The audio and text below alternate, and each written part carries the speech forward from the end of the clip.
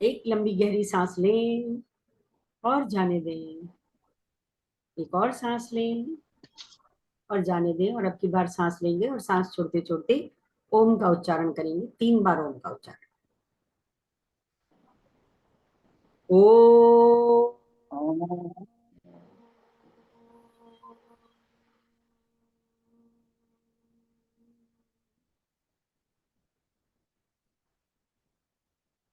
ओ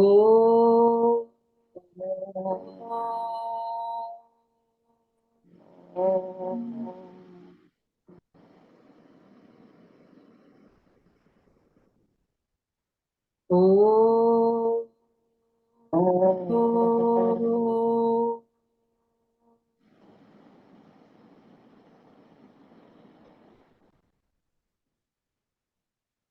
गुरु ब्रह्मा गुरु विष्णु गुरु देवो महेश्वरा गुरु साक्षात् परम ब्रह्म तस्मै श्री गुरुवे नमः। ओम शांति शांति शांति। जय गुरुदेव। जय गुरुदेव। तो आज हमारा गीता जी का 18वें अध्याय का बिल्कुल लास्ट श्लोक है 70 to 78। और पिछली बार हमने प्लूटो सिद्धांत पढ़ रहे थे। दृष्टांत जो है कि कैसे उन्होंने बताया कि एक गुफा में जैसे कोई रह रहा है और उसे पता ही नहीं कि बाहर रोशनी है, हवा है, खुशबू है, सुंदरता है, और वो रहे चले जा रहे हैं। ऐसे ही हम इस संसार में रह रहे हैं और हमें मालूम ही नहीं कि ईश्वर से कनेक्शन होने के बाद या अध्यात्म में आने के बाद या उसके दरबार में जाने के बाद क्या सुख मिलने वाला है, क्या सुख प्राप्त होगा। हम अभी उसी गंदगी में ही, झंझटों में ही, जेलस में, कंपटीशन में और मनी अर्जन में लगे हुए हैं। तो अब आज हम करेंगे 70 श्लोक से शुरू करेंगे। अध्यक्ष्यते च इमं धार्म्यं संवादम आव्युः ज्ञान यज्ञेन तेन अहम इष्टः श्याम इति मे मतिः। और मैं घोषित करता हूँ कि जो हमारे इस पवित्र संवाद का अध्ययन करता है वह अपनी बुद्धि से मेरी पूजा करता है। श्रद्धावान अनसूयः च शृणुयात् अपि यह नरः स अपि मुक्तः शुभान लोकान प्राद्युयात पुण्य कर्मणाम। और जो श्रद्धा समेत तथा द्वेष रहित होकर इसे सुनता है वह सारे पापों से मुक्त हो जाता है और उन शुभ लोकों को प्राप्त होता है जहां पुण्यात्माएं निवास करती हैं। In English, and he who shall study this sacred dialogue of ours, by him I am worshipped by Jnana Yajna, sacrifice of wisdom, such is my view। यदि आपने गीता जी को शुरू से पढ़ा है तथा इस श्लोक तक पहुंचे हो तो आपने ज्ञान यज्ञ कर ही लिया। यानी थोड़ा थोड़ा करके आप यहाँ तक पहुंच ही गए, यानी एंड पर आ ही गए, या ज्ञान यज्ञ कर ही लिया। अध्याय 4 में श्री कृष्ण जी ने द्रव्य, तप, योग तथा स्वाध्याय ज्ञान यज्ञ पर प्रकाश डाला था। यह भी कहा था कि सब यज्ञों में ज्ञान यज्ञ श्रेष्ठ है। कुछ साधक सोचेंगे कि अध्याय 10 में तो जप यज्ञ को श्रेष्ठतम बताया था, लेकिन ध्यान रहे जप यज्ञ भी ज्ञान यज्ञ का ही एक हिस्सा है। इस ग्रंथ का बार बार अध्ययन कीजिए तथा स्वयं के उदाहरण बनकर स्वयं मनन कीजिए। अपने उदाहरण स्वयं निर्धारित कीजिए। जैसे हम गीता जी में इस समय एग्जाम्पल दे रहे हैं तो वो शिवेंद्र नागर जी के एग्जाम्पल्स हैं। ऐसे ही बार बार अध्ययन करके हम अपने ऊपर बीती अपने अनुभव से वो उदाहरण बनाए। तत्पश्चात यदि सामने कोई अधिकारी आए तो उसके साथ हरी चर्चा जरूर करें। इस श्रवण मनन और निधिध्यास की परंपरा से ही आप स्वयं तथा समाज आध्यात्मिक उन्नति को प्राप्त कर पाएंगे। यदि किसी में गीता प्रचार तथा अध्ययन की योग्यता न हो तो वह क्या करे, उसके विषय में अगले श्लोक में चर्चा करेंगे। तो अगला श्लोक हमने पढ़ा है श्रद्धावान वाला, तो इसमें है श्रद्धावान अनसूया च शृणुयात् अपि यह नरः स अपि मुक्तः शुभान लोकान प्राप्नुयात् पुण्य कर्मणाम। और जो श्रद्धा समेत तथा द्वेष रहित होकर इसे सुनता है वह सारे पापों से मुक्त हो जाता है और उन शुभ लोगों को प्राप्त होता है जहां पुण्यात्माएं निवास करती हैं। In English, and even the man who lessons in imbued with Shraddha, faith, free from malice, and liberated, he too shall attain the worlds of those of meritorious deeds. सबसे पहले गीता जी को पढ़ो, तत्पश्चात उस पर मनन करो। जब बात समझ में आ जाए तो किसी जिज्ञासु को पढ़ाओ। यदि कोई मनुष्य किसी भी कारणवश गीता जी को पढ़ने, समझने तथा पढ़ाने की प्रक्रिया को नहीं कर सकता तो यह मात्र दोष दृष्टि रहित होकर सुनने मात्र से भी पुण्य कर्म वाले शुभ लोगों को प्राप्त होगा। कहने का तात्पर्य यही है कि शास्त्र को सुनने से शुभ कर्म के कारण बेकार के कर्मों से वैराग्य आ जाएगा। ये शुभ कर्म का फल जीवन में रिद्धि सिद्धियों के रूप में प्राप्त होगा। मन की शांति तथा संसार में समृद्धि, ये दो मूल बिंदु हैं जो अध्यात्म के ज्ञान की ओर अग्रसर करने के लिए उपयोगी हैं। गीता जी के श्रवण मात्र से दोनों की उपलब्धियों की संभावनाएं अधिक होंगी। अन्यथा जब मन अशांत है तो हरि चर्चा अच्छी नहीं लगती तथा समृद्धि के बिना भी प्रभु का विचार नीरस ही होता है। तभी तो किसी ने कहा है, भूखे भजन न होए गोपाला। गीता जी को समझने तथा मनन करने के बाद यह बात तो नहीं है कि हम आध्यात्मिक समृद्धि को प्राप्त हो जाते हैं, लेकिन विवेक, ज्ञान और श्रेष्ठ कर्म के कारण जीवन में समृद्धि अवश्य आती है। 72 श्लोक।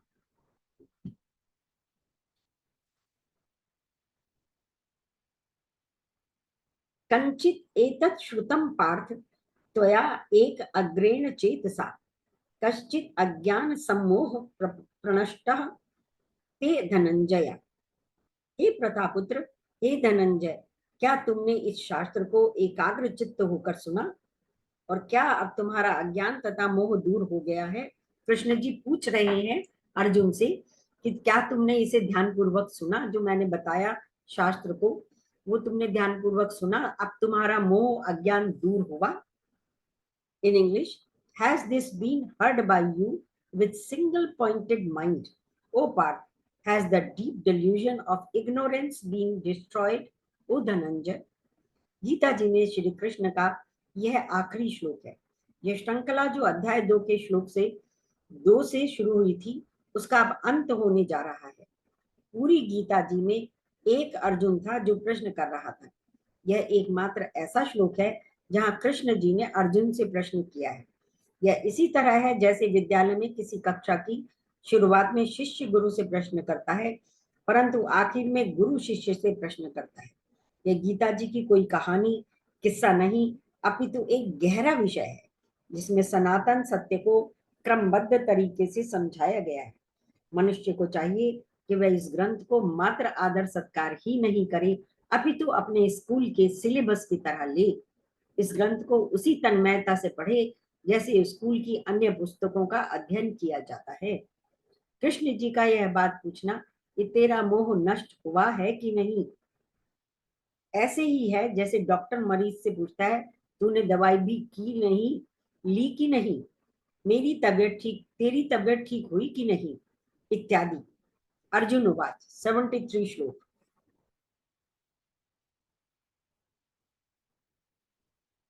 नष्टो मोह स्मृति लब्धा तत्प्रसादात् मया अच्युत स्थिता अस्मि गत संदेहः करिष्यते वचनम तव।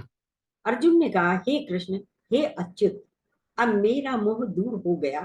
आपके अनुग्रह से मुझे मेरी स्मरण शक्ति वापस मिल गई।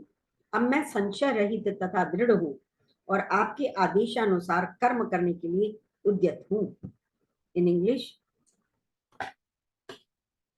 my delusion is cleared and understanding restored by your grace, O Achyut.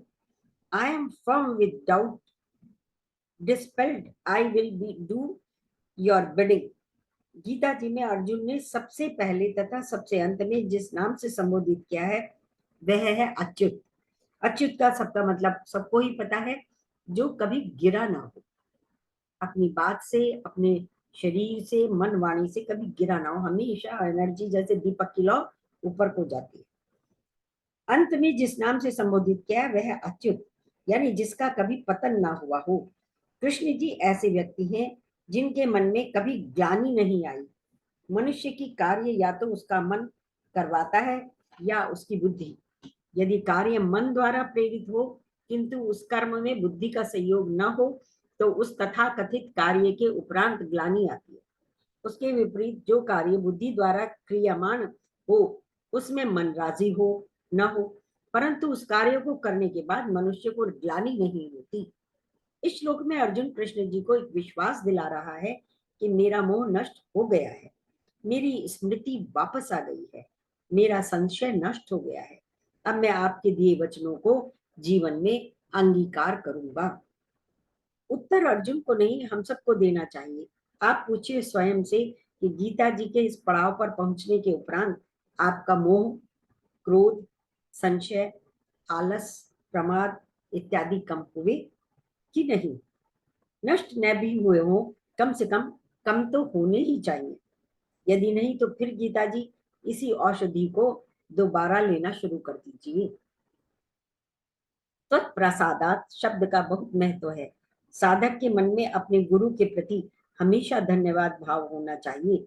उदाहरण के लिए आपने किसी विषय में पीएचडी कर ली है, आप अपने क्षेत्र में डॉक्टर बन गए हो, फिर भी आज भी आप अपने स्कूल की शुरुआत के अपने अध्यापकों से मिलते समय उनका सम्मान करना नहीं भूलते। अर्थात गुरुओं की कृपा को समझना, पहचानना तथा सत्कार करना शिष्य का परम कर्तव्य है।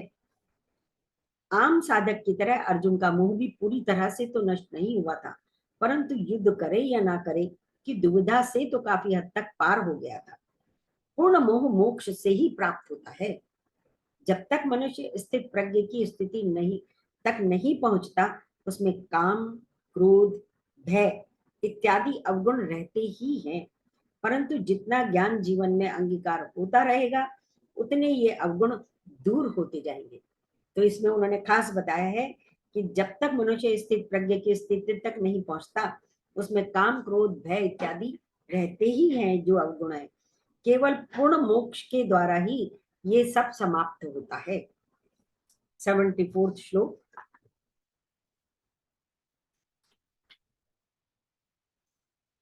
संजय उवाच इति अहम वासुदेवस्य पार्थस्य च महाआत्मनः संवादम इमम अश्रोषण अद्भुतम रोम हर्षणम। संजय ने कहा, जो संजय सारा धृतराष्ट्र को सुना रहे हैं, आंखों देखा हाल जिनको दिव्य दृष्टि मिली हुई है वो बता रहे हैं।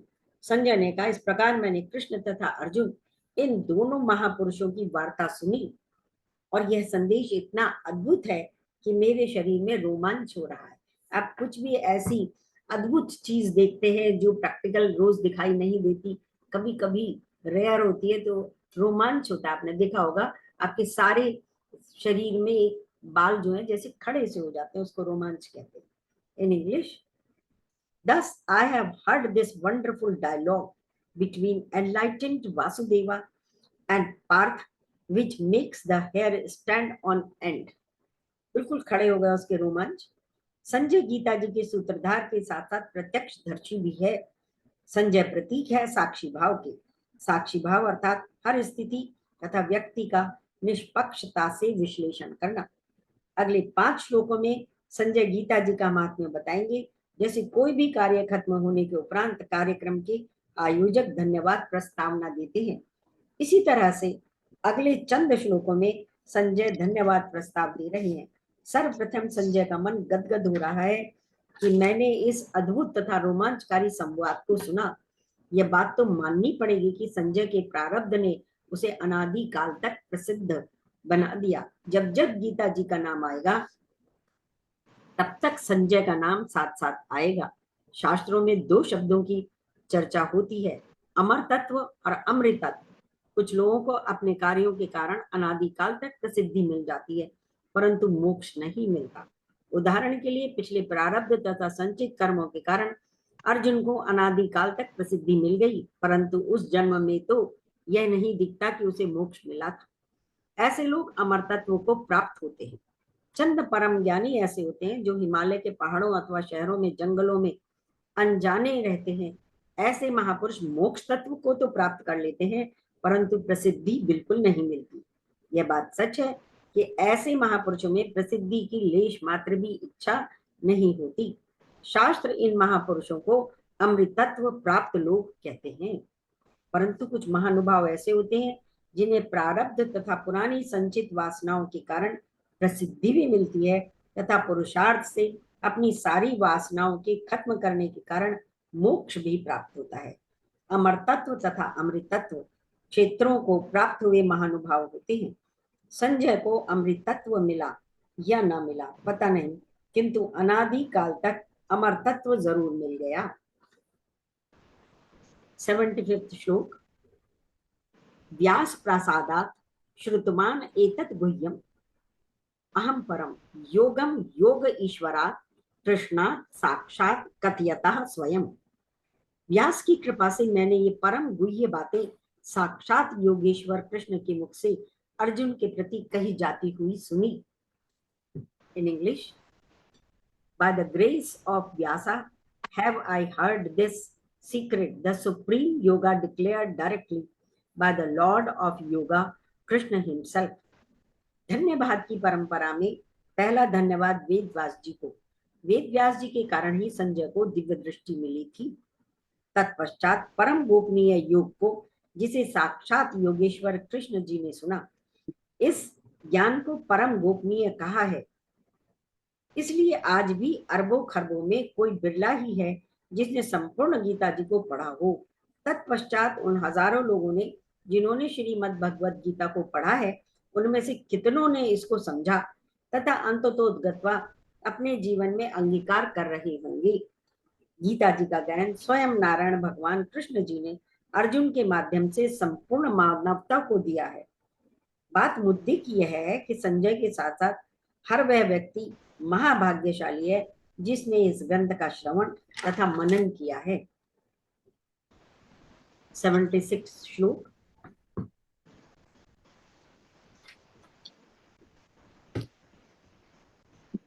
राजन संस्मृत्य संस्मृत्य संवादम इमम अद्भुतम केशव अर्जुनयोः पुण्यम हृष्यामि च मुहु मुहु। हे राजन, जब मैं कृष्ण तथा अर्जुन के मध्य हुई इस आश्चर्यजनक तथा पवित्र वार्ता का बारंबार स्मरण करता हूं तो प्रतिक्षण आह्लाद से गदगद हो उठता हूं। In English,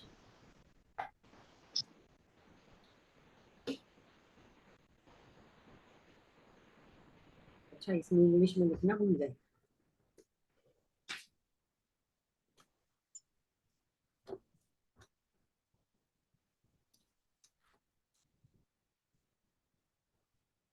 O king, remembering again and again this wonderful and holy dialogue between Kesava and Arjuna, I rejoice again and again.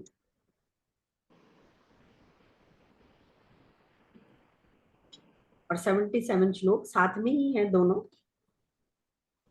तत् संस्मृत्य संस्मृत्य रूपम अति अद्भुतम हरे विस्मयः ये महान राजन ऋष्यामि च पुत्रः पुनः।